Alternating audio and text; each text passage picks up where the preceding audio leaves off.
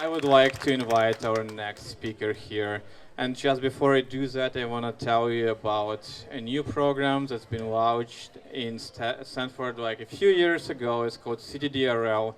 It's about emerging Ukrainian leaders, people who are famous and influential in Ukraine, and then they can make a difference. And one of them is Nariman Ustaiev. He's been part of the Ukrainian government. He's well known as part of one of the things that he's did along his line of work that's super secretive is creating a postmark and an envelope and helping Ukraine to direct affairs in the northeast part of it related to Taurian race. So welcome everyone, Nariman Ustaiev. He's gonna tell you a few things about his visit to the Washington DC this week. Thank you.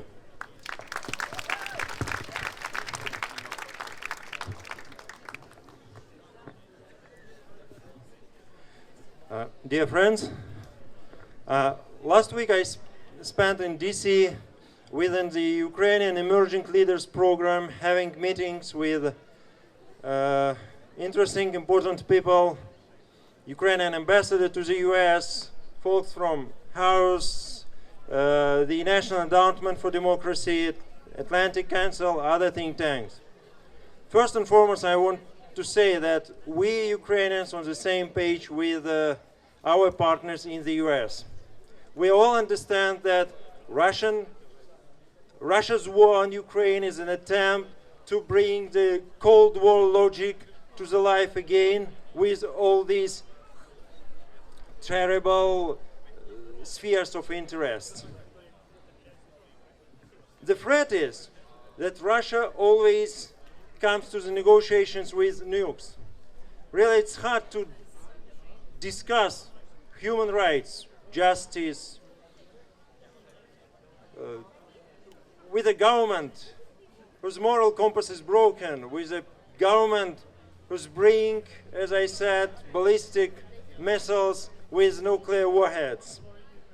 And talking about Ukraine, I tried to explain to our partners in DC the situation which we faced.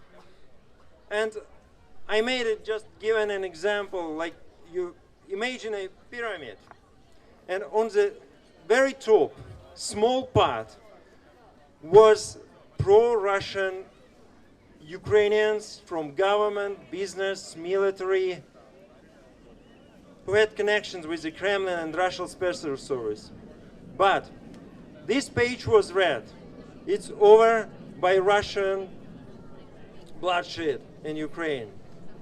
The next threat, which we have, the bigger one, is the corruption. Russia's war caused more than 600 billion damage, and unfortunately it's not a limit. So I think, unfortunately, there are still people who wants to do business as usual and bring the corruption solutions to Ukraine. This issue is articulated. There is zero tolerance to corruption. We can't allow it because otherwise they destroy Ukraine.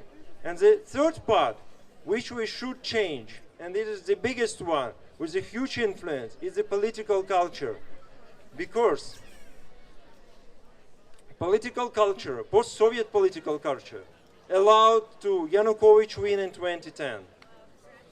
This post-Soviet political culture has created this huge-scale corruption in Ukraine. And we should work on this level. I believe it's really, really important. Now, Ukraine is at the risk of becoming a poorer and less secure country in Europe. We can't let it happen. A lot of you from business, so you have a broader picture. This is the moment when we should talk about not tactics, but about logistics and how people from Silicon Valley can help. Ukraine needs you to defend digital democracy. Ukraine needs you to help to defeat cyber threats, to protect, to bring technologies to Ukraine, to create new supply chain, to help refugees and IDPs. And I know that a lot of you, most of you have already engaged in this process. Thank you. Slava Ukraini!